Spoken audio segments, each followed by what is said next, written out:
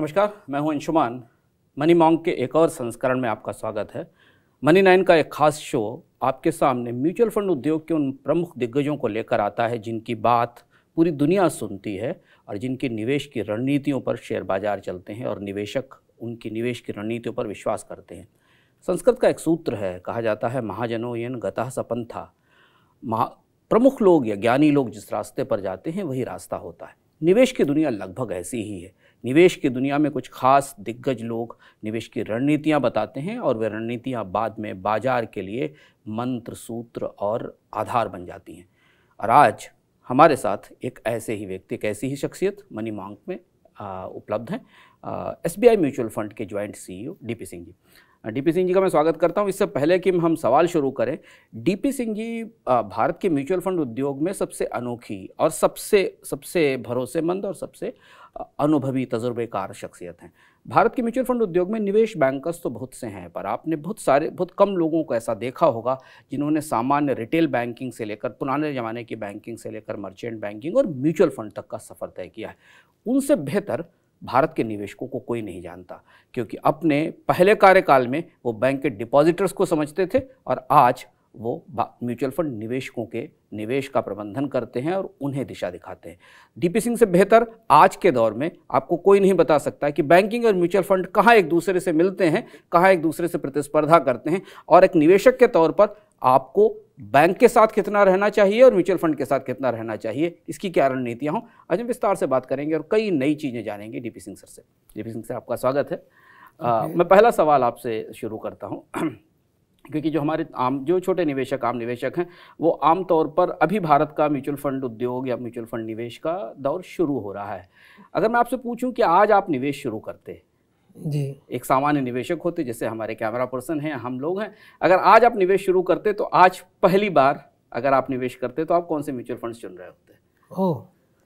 अगर मैं पहली बार निवेश की अपनी यात्रा शुरू करता तो सबसे पहला मेरा सफ़र यही होता कि मेरे को इक्विटी मार्केट में कुछ पैसा लगाना है, क्योंकि मेरे को आज की डेट में, क्योंकि आज मैं बैंक डिपॉजिट में पैसा रख रहा हूँ और मेरे को कुछ मालूम नहीं है, तो कुछ ना कुछ मेरे को लेना पड़ेगा इक्विटी में। अगर मेरे को अपनी ग्रोथ जर्नी में पार्टिसिपेट करना है। आज हम सब एक चीज़ बात करते हैं कि भारत की अर्थव्यवस्था बहुत बढ़िया हो रही है, भारत की आर्थिकता में बहुत तेज़ी से इसको ग्रो करने वाली है, तो उसमें ग्रो करने के लिए आप और हम कैसे पार्टिसिपेट करें? हमारी कंपनी तो है नहीं, हम बिज़नेस तो करते नहीं। तो अगर हमें किसी बिज़नेस में ग्रोथ में करना है तो उसके इक्विटी स्टॉक्स में ही लगा के हम उस ग्रोथ का हिस्सा बन सकते हैं, जो कि एक लेजिटिमेट वे है, एक पूरी तौर से कानूनी एक तरीका है जिसको थ्रू हम इन्वेस्ट कर सकते हैं।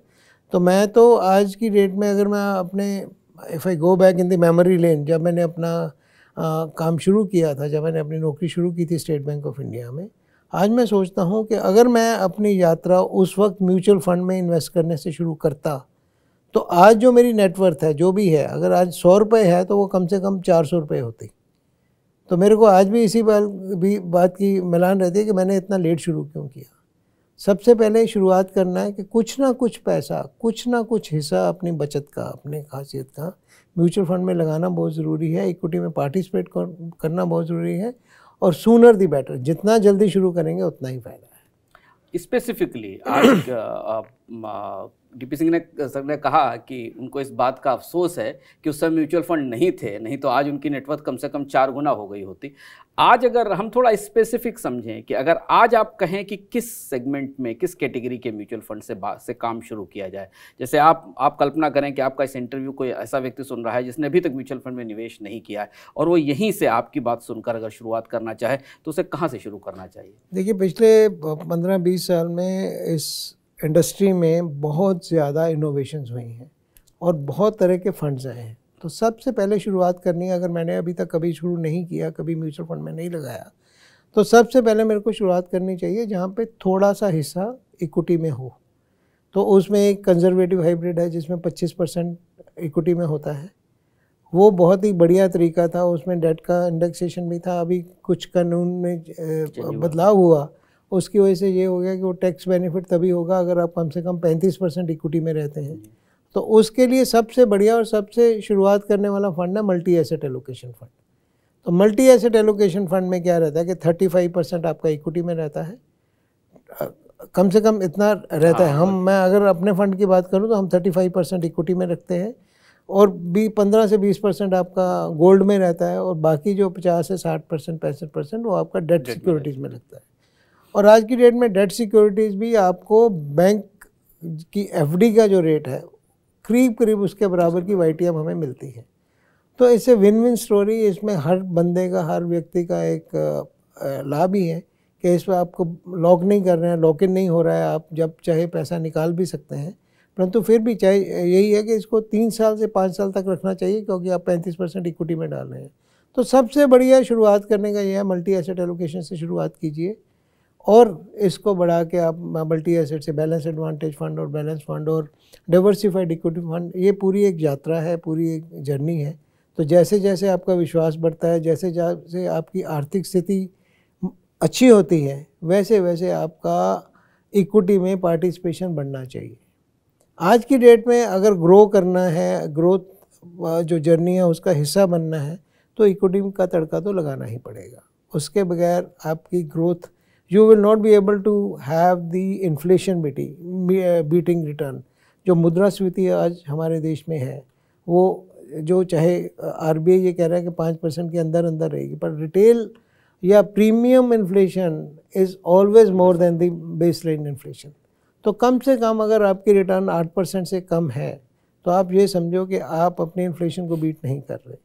अगर इन्फ्लेशन बीटिंग रिटर्न चाहिए, ग्रो करना है, तो 10 से 12% की रिटर्न आपको इक्विटी से ही मिल सकती है या इक्विटी हाइब्रिड से मिल सकती है, और कहीं नहीं मिल सकती। तो DP सिंह जी का पहला मंत्र 2 चीज़ें, फिर हम अगले सवाल पर चलते हैं। अगर आप निवेश शुरू कर रहे हैं तो हाइब्रिड फंड में मल्टी एसेट फंड चुनिए और बाजार में अच्छे मल्टी एसेट फंड्स हैं। ये पहला मंत्र है कि आप कोई रिस्क मत लीजिए, अपने रिस्क को कवर करिए, लेकिन आपको इक्विटी, गोल्ड और डेट तीनों जगह के रिटर्न का फ़ायदा मिलता है। ये पहला। दूसरा महत्वपूर्ण मंत्र जो हमेशा याद रखिए वो ये कि अगर आपका म्यूचुअल फंड इन्फ्लेशन को बीट कर रहा है तभी आप फायदे में हैं, अन्यथा आप नुकसान में रहते हैं और इन्फ्लेशन बीटिंग रिटर्न आपको बनाने चाहिए। हम दूसरे सवाल की तरफ आते हैं। म्यूचुअल फंड पर इतना प्रचार होता है, इतना कैंपेन होता है, आप जैसे लोग जिनकी बात सुनकर लोग निवेश भी करते हैं, पर फिर भी भारत में आज भी ज़्यादा लोग, इतने भी लोग म्यूचुअल फंड में पैसा नहीं लगाते जितने लोग क्रिप्टो और लॉटरी में पैसा लगा रहे हैं।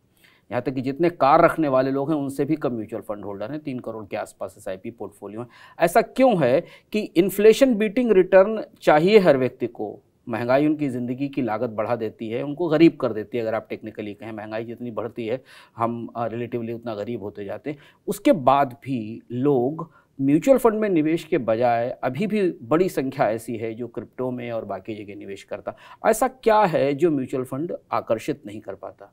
देखिए, पहली बात तो ये है कि म्यूचुअल फंड अगर हम इसकी ग्रोथ की स्थिति देखें या जिस तरह से SIP में नंबर आ रहा है, तो ऐसी बात तो पहले ये नहीं है कि ग्रो नहीं कर पा रहा है, ग्रो कर रहा है। परंतु मैं बिल्कुल सहमत हूँ आपसे कि ये ग्रोथ रेट और भी बहुत बड़ा होना चाहिए। और उसमें एक चीज़ है कि ये म्यूचुअल फंड जो बिज़नेस है, जैसे हम म्यूचुअल फंड कंपनी जो है ये मैन्युफैक्चरर हैं, इनको अपना जो प्रोडक्ट है बना के ये एडवर्टाइज तो कर सकती हैं, TV पे भी दे सकती हैं, अखबार में भी दे सकती हैं, मीटिंग्स करके बता भी सकती हैं, but reaching out to millions you need to have intermediaries. जो बिचौलिए हैं म्यूचुअल फंड बेचने वाले, वो बहुत कम हैं, बहुत ज़्यादा कम है, क्योंकि वो जो हमारा एक बिज़नेस मॉडल है उसमें क्या हो रहा है कि करीब अगर मैं आपको नंबर बताऊं तो 1 लाख से नीचे जो है जो म्यूचुअल फंड के डिस्ट्रीब्यूटर हैं, उनमें से भी जो एक्टिव डिस्ट्रीब्यूटर हैं वो 20 से 25 हज़ार हैं, 60 से 70 हज़ार है जो एक्टिव नहीं है। और दूसरा, उसके अलावा जो दूसरा तरीका है वो है बैंक्स। तो बैंक्स में भी क्या होता है कि बैंकर्स जनरली उनका जो रवैया रहता है ज़्यादा से ज़्यादा ये रहता है कि इक्विटी फंड ही बेच दो, क्योंकि जो हमारा कॉस्ट स्ट्रक्चर है, रेगुलेटेड कॉस्ट स्ट्रक्चर है इंडिया में, तो वो जो बहुत छोटी टिकट है लमसम में, उसकी वायबिलिटी का एक इशू है। वो हम रेगुलेटर से बात भी कर रहे हैं कि हमें उसको वायबल करना है।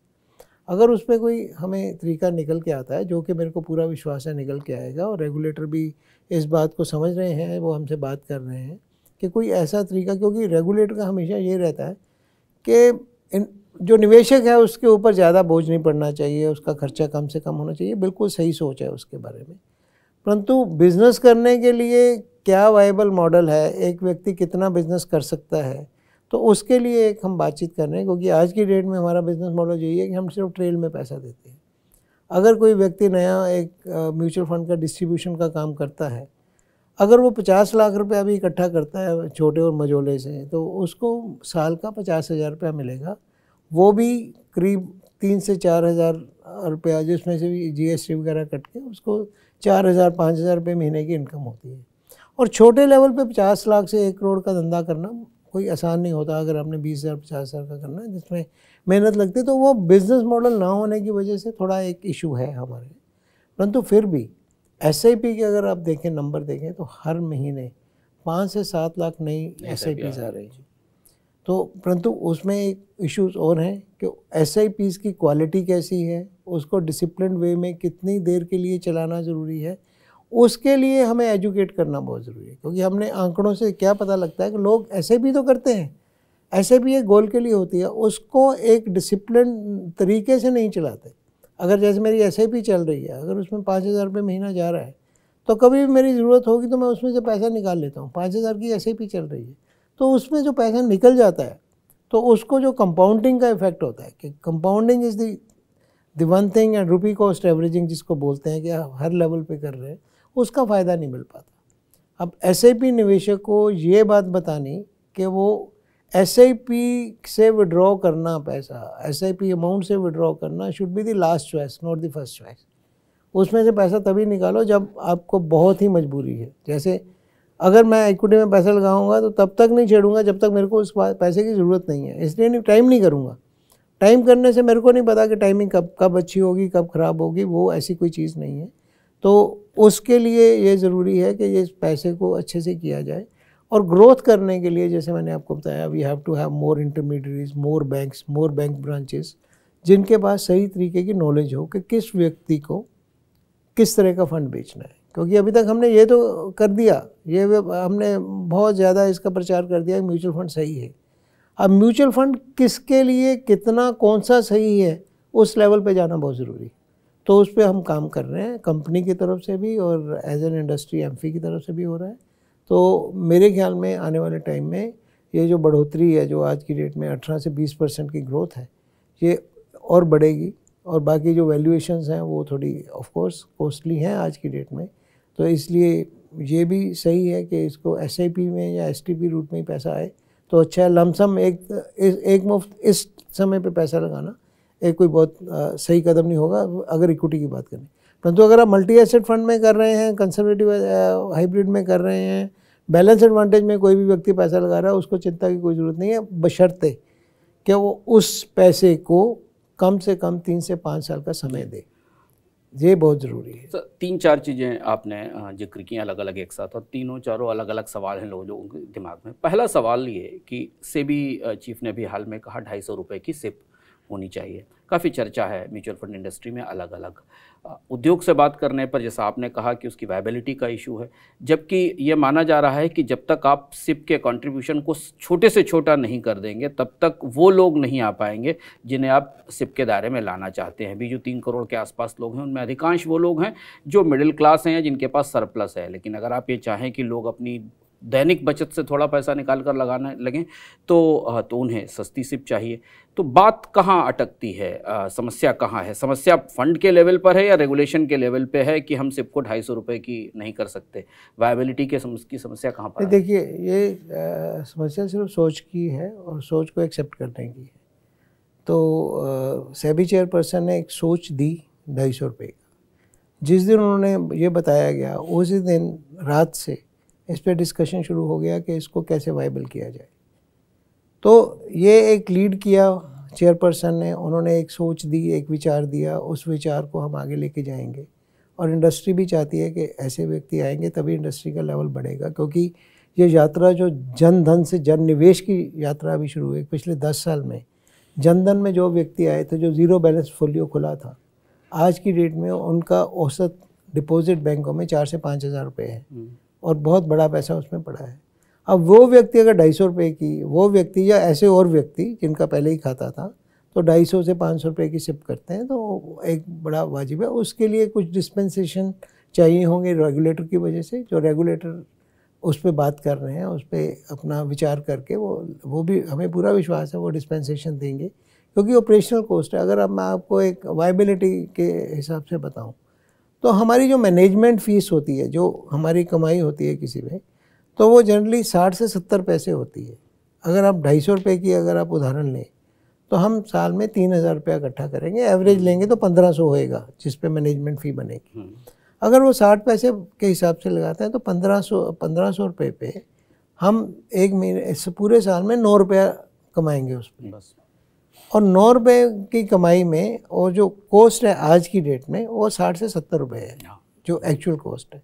तो उसके ऊपर काम हो रहा है। यूपीआई आ गया है, this is a public kind of infrastructure, जिसको आमतौर पे जनतक एक इंफ्रास्ट्रक्चर जो है उसको यूज़ करके तो उस पर बातचीत चल रही है। तो इसमें कोई ऐसा कब तक आपको लगता है कि नहीं देखिए, जब सोच आ जाती है तो उसका सिर्फ टाइम का हो सकता है, या 3 महीने लगेंगे या 6 महीने लगेंगे या 1 महीना लगेगा। जितनी तेज़ी से हम करेंगे वो होगा। परंतु एक चीज़ हमें समझनी चाहिए कि इसके अलावा ये जो छोटे लेवल पे, उसके अलावा मिडिल लेवल पे अगर आज की डेट में जब हम आंकड़े देखते हैं, या तो पैसा आ रहा है SIP की ज़रिए, या पैसा आ रहा है उसके अलावा सिर्फ लमसम जो क्रीमी लेयर है 10 लाख भी नहीं, जो लमसम जो है वो भी बड़ी टिकट का, बड़ा टिकट जो आज की डेट में जो मिडिल है, मिडिल ऑफ द पिरामिड जिसको हम बोलते हैं, जिनके पास ये व्यवस्था है कि वो 50,000, 1 लाख, 2 लाख रुपए लगा सकते हैं, उनको कोई बिजनेस वाला, ये जब हम कहते हैं ना कि म्यूचुअल फंड B2B है, हम मैन्युफैक्चरर हो गए जो डिस्ट्रीब्यूटर है,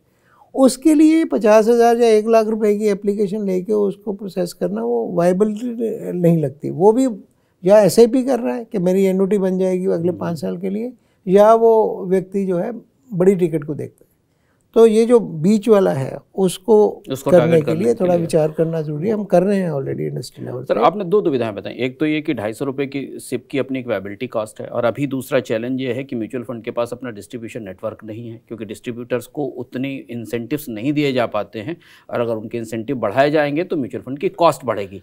मैं इंसेंटिव बढ़ाने की बात नहीं कर रहा, इंसेंटिव को रीमॉड्यूलेट करने की बात कर रहा हूँ। जैसे आज की डेट में हम ट्रेल करते हैं तो छोटे व्यक्ति को शायद अगर हम इसकी तरफ से, अपने फंड हाउसेस की तरफ से एक साइज़ तक, जब तक उसकी वायबिलिटी नहीं बनती, मतलब अगर आज की डेट में मेरे को किसी व्यक्ति का 6 से 7 लाख, जो कि एक मिनिमम है कि एक डिस्ट्रीब्यूटर का 6, 7, 8 लाख रुपए का उसकी कमाई ज़रूरी है, जब तक उसकी वो कमाई नहीं बनती उस वक्त तक उसको हैंड होल्डिंग करनी है, उसको अपफ्रंट ब्रोकरेज दे के या एक ऐसा तरीका लगा के, क्योंकि रेगुलेटर का भी सोचना वाजिब है कि जैसे ही हम किसी छोटे लेवल पे भी अगर हम अपफ्रंट शुरू करेंगे तो देयर मे बी पीपल जो कि पैसा लेके आएंगे, अपफ्रंट लेंगे, फिर बाद में वो पैसा निकल जाएगा, तो उसका पैसा कैसे बनेगा। तो उसका एक तरीका निकालना है डिस्कशन करके कि कैसे इसको किया जाए ताकि इसको वायबल भी बनाया जाए, और इसको ऐसा भी कोई मिसयूज़ की भी कोई ऐसी स्थिति ना आए कि कोई व्यक्ति जो है बीच वाले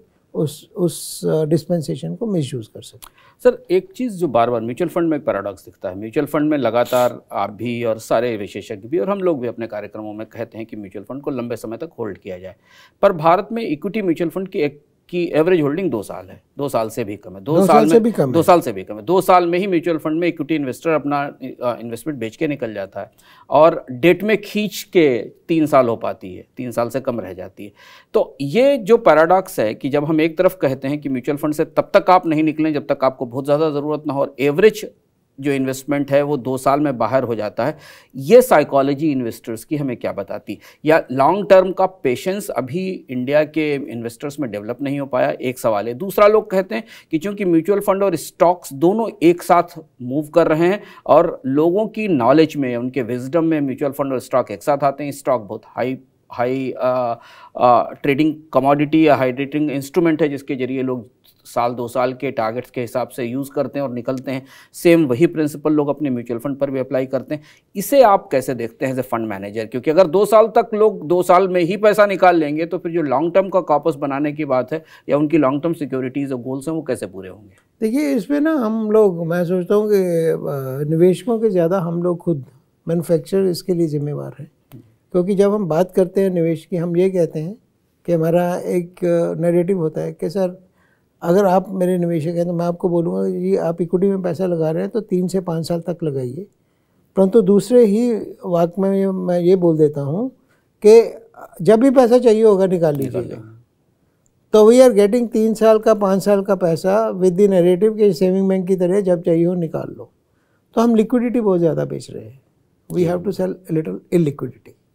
हमें थोड़ा एग्जिट लोड या क्लोज एंडेड फंड्स की तरफ जाना पड़ेगा, उसको टाइम देना पड़ेगा, क्योंकि फंड मैनेजर जो है ना वो अपना काम करता रहता है। वो ऐसा नहीं है अगर कोई स्टॉक महंगा हो गया तो उसको निकाल देगा, उसकी जगह कोई दूसरा स्टॉक लेगा। वो ट्रेडिंग करता रहता है, उसका आपको कुछ पता भी नहीं चलता निवेशक को। वो जो आपने जो बात बोली बिल्कुल सही है, इसको स्टॉक्स की तरह नहीं देखना चाहिए। और दूसरी बात यह है जो आज की डेट में जो नए फंड आए हैं जैसे मल्टी एसेट एलोकेशन या बैलेंस एडवांटेज फंड की जब हम बात करते हैं तो उसमें बिल्कुल सीधा है कि आप इसमें आप इसको 10% भी इक्विटी रख सकते हैं, इसमें 90% भी रख सकते हैं, 100% भी रख सकते हैं। वो पूरा एक तरीका बना हुआ है। तो फंड मैनेजर अपना कर, जब महंगा होगा तो वो डेट में चला जाएगा, आर्बिट्राज में चला जाएगा, जब बाज़ार सस्ता होगा तो अपनी इक्विटी बढ़ा देगा। तो इन चीज़ों के ऊपर विश्वास करना बहुत ज़रूरी है, फंड मैनेजर के ऊपर विश्वास करना बहुत ज़रूरी है। फंड मैनेजर अपना काम करता है और इस पर लिक्विडिटी के ऊपर थोड़ा हमें काम करना है कि कैसे हम लोगों को एजुकेट करें कि बहुत ज़्यादा लिक्विड एसेट मत समझें। अभी हमने जितना भी माल बेचते हैं वो यही बेचते हैं हर एक, अरे साहब लगा दीजिए, मार्केट अच्छी चल रही है, 6 महीने में पैसा बनेगा, निकाल लेना। तो वो कॉन्ट्राडिक्टरी स्टेटमेंट हम देते हैं। ये बड़ा तो ये एक बहुत बड़ा है। उसके लिए मैं खुद इंडस्ट्री को, अपने आप को या अपने जो मेरे डिस्ट्रीब्यूटर फ्रेंड्स हैं उनका ये करता हूँ कि हमें अभी थोड़ा धीरे धीरे, क्योंकि अभी एक चीज़ हमने आदत डाल दी है, उस आदत को धीरे धीरे निकालना पड़ेगा। और हम रेगुलेटर से भी, सेबी से भी बात कर रहे हैं कि हमें कुछ क्लोज एंडेड फंड भी लेके आने चाहिए जिसमें कम से कम 3 साल से 5 साल आपका पैसा लॉक इन रहे, ताकि एक डिसिप्लिन बना रहे। और व्यक्ति जब दे रहा है तो उसको पूरा पता है कि मैं 3 साल के लिए डाल रहा हूँ, 5 साल के लिए डाल रहा हूँ। और जब तक आप उसको टाइम नहीं देंगे पकने का, जितनी भी अच्छी चीज़ें उनको कुछ टाइम लगता है, राइट। तो उसमें अगर लिक्विडिटी आज की डेट में होता है, जितना पैसा आता है उतना पैसा निकल जाता है।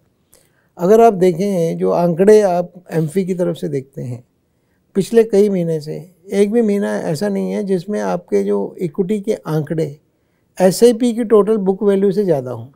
एक तरफ हम बोलते हैं हमारी 17,000 करोड़ की बुक हो गई, दूसरी तरफ हम आंकड़े कहते हैं कि हमारी 8,000 करोड़ की इक्विटी आई है।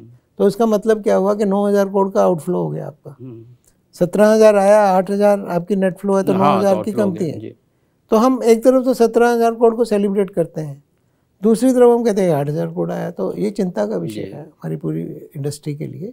हमारा हर महीने का आंकड़ा ऐसे भी बुक से ज़्यादा होना चाहिए, तब हम सोचेंगे कि हम एक इंडस्ट्री के तौर पे हमने सही काम किया है। या दूसरा इसमें लोग अभी पैसा कंटिन्यूसली डाल रहे हैं। तो आपको लगता है कि म्यूचुअल फंड उद्योग को इक्विटी इन्वेस्टमेंट या इक्विटी बेस्ड फंड को उतना इनकरेज नहीं करना चाहिए? चर्चा में सिद्धांत के तौर पर आप, जैसे बहुत सारे लोग कहते हैं कि बैलेंस एडवांटेज फंड में, हाइब्रिड फंड में जाइए, बट जैसे ही आप म्यूचुअल फंड को टच करें तो ऐसा लगता है जैसे कि बाजार को इक्विटी फंड पसंद है, इन निवेशक को इक्विटी फंड पसंद है, डिस्ट्रीब्यूटर को इक्विटी फंड पसंद है, यहाँ तक कि और ज़्यादा हाई बीटा वाले जो इक्विटी फंड हैं जिनमें कि स्मॉल कैप और मिड कैप वाले, वो ज़्यादा पसंद हैं। पिछले 1 साल के भीतर लोगों ने अपने इन्वेस्टमेंट की शुरुआत ही small cap mid cap fund में पैसा लगा कर की, जबकि आप सुझाव ये देते हैं कि उनको हाइब्रिड फंड में जाना चाहिए, बैलेंस एडवांटेज फंड में जाना चाहिए। उनका पहला फंड, उनका पहला पैसा शुरू ही हुआ स्मॉल कैप और मिड कैप फंड से, जिसमें तेज वॉलेटिलिटी है। और तो वो तो निवेश फिर लॉन्ग टर्म नहीं था, वो तो as good as buying small cap stock था। तो म्यूचुअल फंड इंडस्ट्री के अपने कम्युनिकेशन में, उसके अपने प्रमोशन में कहाँ चैलेंज है? देखिए प्रमोशन हो रहा है, प्रमोशन की तरफ से नहीं, परंतु एक जैसे मैंने बोला ना कि हम एक कॉन्ट्राडिक्टरी स्टेटमेंट दे देते हैं कि ये 3 साल से 5 साल तक रही है और साथ में जब भी पैसा चाहिए निकाल लीजिए। तो ये कॉन्ट्राडिक्टरी स्टेटमेंट होती है जिसकी वजह से हमें दिक्कत हो रही है। ये जो आपने बोला कि स्मॉल कैप फंड, देखिए उसमें हम ये नहीं कह सकते वो मिस सेलिंग हुई है या कम सेलिंग, क्योंकि हम अब जब बात कर रहे हैं डेट की, तो वो व्यक्ति अगर ये डिसाइड करेगा मेरे को 5% ही इक्विटी में डालना है, मेरे को नहीं पता उस व्यक्ति ने जो 100% स्मॉल कैप में डाला उसका 90% बैंक डिपॉजिट में पड़ा हो। अगर वो ऐसा है और सिर्फ 5 से 10% स्मॉल कैप में डाल रहा है तो इतना गलत नहीं है, परंतु अगर वो 100% सेविंग को स्मॉल कैप में डाला तो बहुत गलत है। तो ये उसका पूरा बैलेंस शीट समझना, बैलेंस शीट देखना कि वो हमारा ऐसे ट्रांसपेरेंटली विजिबल नहीं होता। हम तो ये कहता हूँ, अगर मेरे को आज की डेट में, अगर मैं अपनी बात करूँ तो आज की डेट में मेरा बैंक डिपॉजिट में पैसा नहीं है, तो दैट डजंट मीन कि मेरे को बैंक डिपॉजिट अच्छा नहीं लगता। मेरे को नॉलेज है, मेरे को डेट फंड के बारे में पता है, मेरे को आर्बिट्राज के बारे में पता है, मेरे को लिक्विड के बारे में पता है, इसलिए मैं अपना बैलेंस करके चलता हूँ। परंतु जिन व्यक्तियों को नहीं पता उनको एजुकेशन करना हमारे इससे, तो अगर आप हमारा कोई भी एजुकेशन मटेरियल देखेंगे, हम यही कहते हैं कि ये सीढ़ी चढ़ के, एक एक सीढ़ी चढ़ के आप ऊपर जाइए, आप ऐसे मत जाइए। स्पेशली अगर जैसे मैंने आपको बोला कि बैंक्स इक्विटी देते हैं, बेचते हैं ज़्यादा, तो मैं आपको एक भारतीय स्टेट बैंक जो ज़्यादा हमारा पेरेंट बैंक है, उसमें हम 5 सिर्फ सिंपल प्रोडक्ट बेचते हैं, starting with liquid fund, conservative hybrid fund, balance multi asset fund, balance advantage fund, balance fund, जो हमारी पिच है। उसके बावजूद भी व्यक्ति आके जब मांगता है तो हमारी बुके पे है, अगर कोई स्मॉल कैप में लगाना चाहता है या मिड कैप में लगाना चाहता है, लगा सकते हैं। परंतु आपका कहना सही है, ज़्यादा लोग आके उसमें लगाते हैं। परंतु हमारी जो पिच है उसकी तरफ से, ये 5 फंड की है। The riskiest fund is the balance fund, जिसमें 65% इक्विटी, 35% डेट है। वो 75 हो सकता है, 80 हो सकता है, परंतु वो हाइब्रिड फंड ही है। इसका मतलब ये नहीं कि हमारे equity fund, one of the best equity funds are there with us, क्योंकि हिंदुस्तान में इतने बड़े इन्वेस्टर बेस है, हर तरह के एक निश है।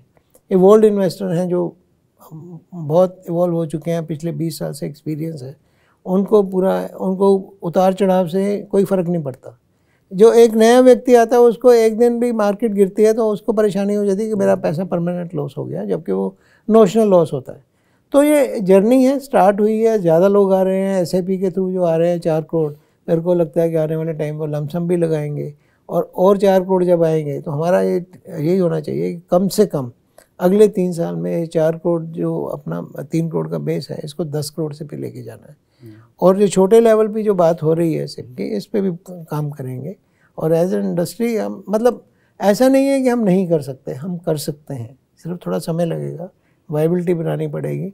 और सबसे बड़ी बात यह है कि आज की डेट में रेगुलेटर के साथ बहुत कोलैबोरेशन है। वो बात सुनते हैं, बात समझाते हैं, समझते हैं, और फिर बहुत जल्दी एक डिसीज़न लेते हैं, तो उसका एक बहुत बड़ा फ़ायदा है हमें। तो सर, एक और बाज़ार में अब नए तरीके की होड़ शुरू हो रही है, क्योंकि आप दोनों हिस्सों से आए हैं। आपका पुराना हिस्सा रिटेल बैंकिंग से, अब FD वर्सेस म्यूचुअल फंड की होड़ है बाज़ार में। बैंक्स अपने फिक्स डिपॉजिट को, चूँकि इंटरेस्ट रेट हाई है, तो बैंक्स अपने फिक्स डिपॉजिट को पुश कर रहे हैं, सेल कर रहे हैं, अपसेल कर रहे हैं।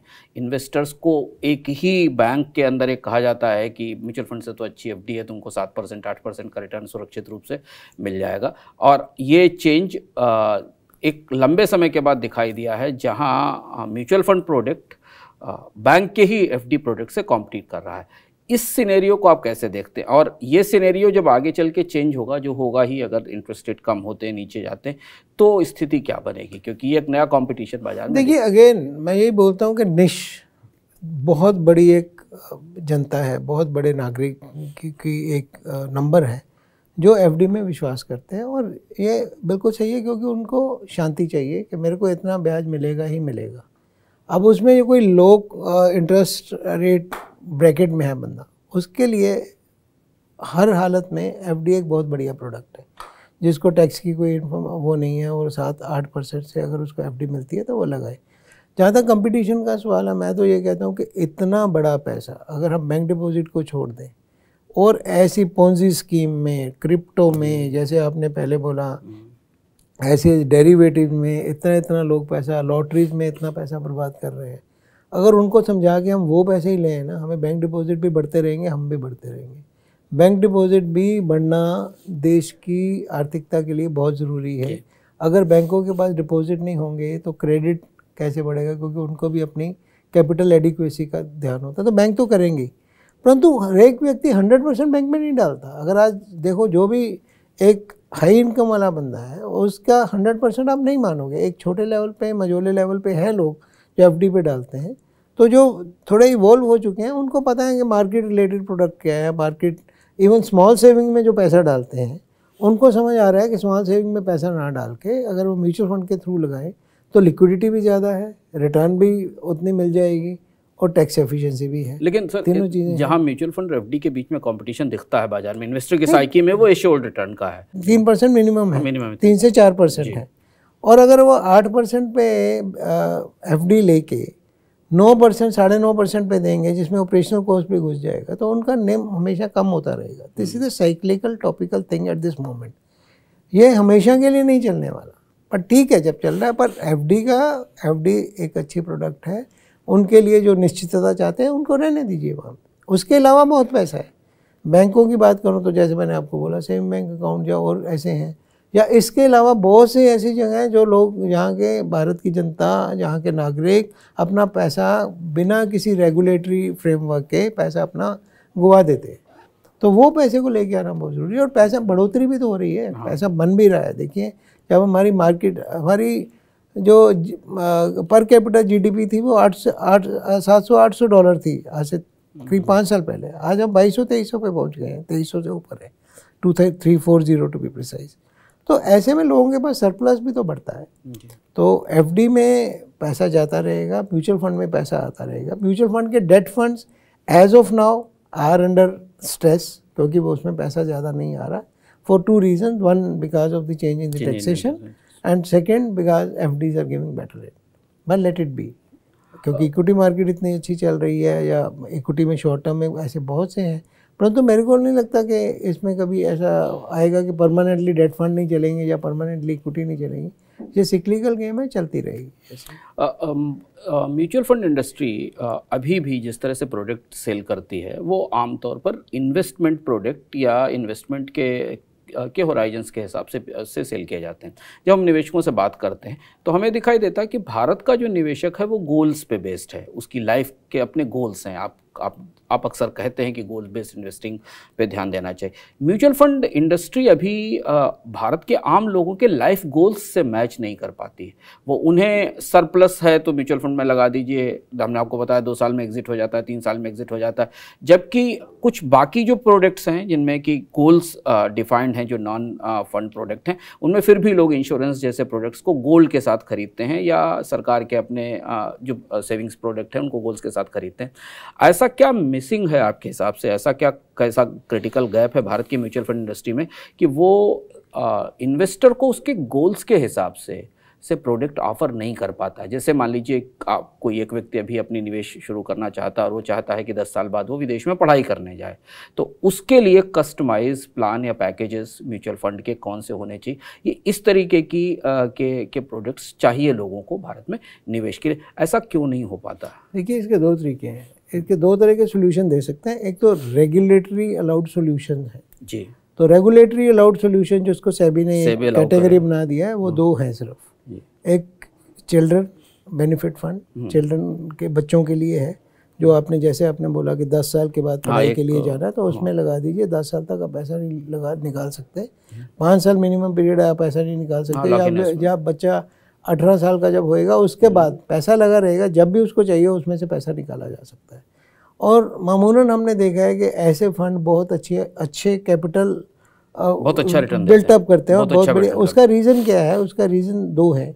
एक तो फंड मैनेजर को पूरी ये होती है कि मेरे को अच्छा बिजनेस खरीदना है जो कि आगे आने वाले टाइम में अच्छा चलने की उम्मीद है, तो उसे स्टॉक में लगा के वो अच्छा रिटर्न दे सकते हैं। मैं एक एग्जांपल, मैं सेल्स पिच के लिए नहीं, हमने सितंबर 2020 में एक अपना चिल्ड्रन बेनिफिट लॉन्च किया 10 रुपये पे NAV पे। आज उसकी NAV 3.5 गुना है। सारे चिल्ड्रन फंड्स अच्छा कर रहे हैं, सारे चिल्ड्रन मार्केट के सारे चिल्ड्रन फंड अच्छा कर रहे हैं, क्योंकि वहाँ पे छोड़ दिया जाता है पैसे को, आप लगाओ और इसमें हमें वेल्थ क्रिएट करके दो। तो जब फंड मैनेजर को होता है नहीं मेरे को लिक्विडिटी का ध्यान नहीं रखना कि मेरे को पैसा निकलने वाला नहीं है इसमें से, तो वो एक अच्छे तरीके से चला सकता है। दूसरा फंड है रिटायरमेंट फंड, जिसमें अगेन एक रेगुलेटरी कैटेगरी है जिसमें एक अच्छा पैसा आ सकता है। परंतु ये स्केल अप नहीं हुए, बहुत ज़्यादा नहीं बने और वैराइटीज भी नहीं है, क्योंकि हमने लिक्विडिटी इतनी भेज दिया। हर एक व्यक्ति जो करना भी चाहता है रिटायरमेंट के लिए, साथ में ये चाहता है कि मेरे को ऐसी जगह लगाऊं अगर ज़रूरत पड़ जाए, खुदा ना खास्ता अगर ज़रूरत पड़ जाए तो मैं निकाल सकूं। वो सोच को थोड़ा बदलना पड़ेगा डिसिप्लिन वे में, जैसे मैंने बोला। तो 2 तरह के एक सोल्यूशन, एक तो रेगुलेटरी हो गए, ये 2 हो गए। उसके अलावा गोल्स के हिसाब से अपने जो सोल्यूशन है अपने तरीके निट करने पड़ते हैं कि मेरे को किस स्टेज पे कितना पैसा चाहिए।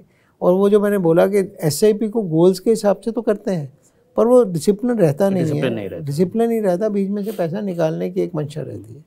Specially so with the millennials, जो बच्चे हैं आज की डेट में, उनको FD का समझ नहीं आता, उनको सबको इन्वेस्टमेंट ही करनी है। परंतु इन्वेस्टमेंट में क्या हो रहा है कि वो इन्वेस्टमेंट को ज़्यादा समय देते नहीं, जैसे कुछ पैसा बना पैसा निकाल लिया।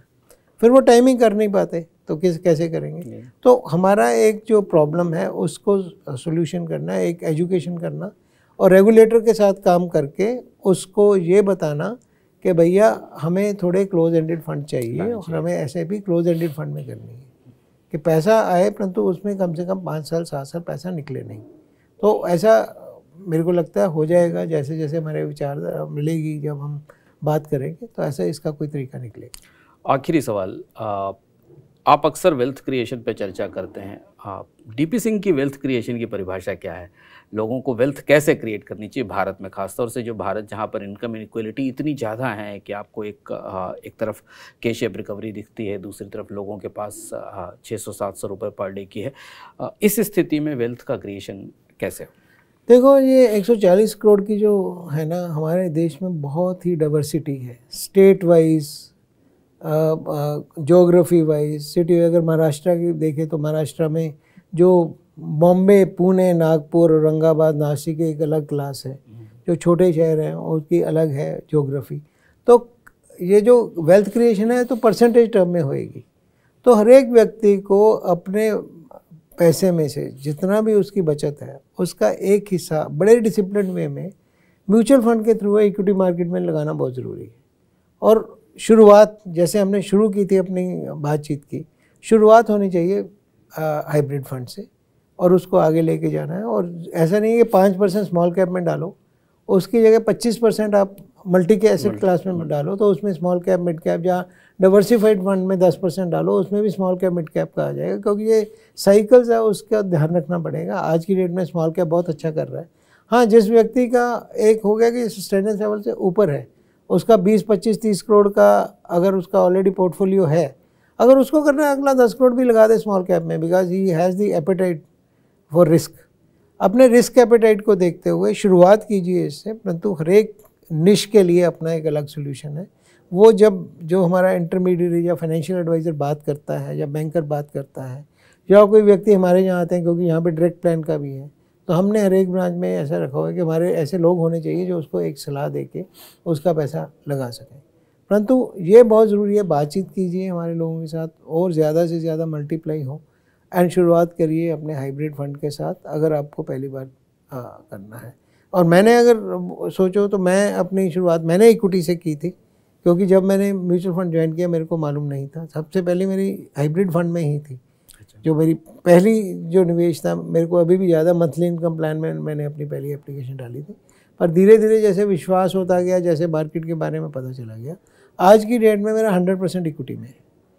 क्योंकि वही है कि एक लेवल हो जाता है जिसके बाद मैं रिस्क ले सकता हूँ। तो उस रिस्क लेने की स्थिति में हूँ। मेरा जो मंथली है वो पैसा SIP के थ्रू जाता है। अपने बच्चों के जो SIP के थ्रू करके मैंने उनकी एजुकेशन बेस्ट कॉलेजेस में करवाई। अपना बॉम्बे में आके घर खरीदा तो जो वेल्थ क्रिएशन म्यूचुअल फंड के थ्रू हुई तो उसके थ्रू ही हुआ।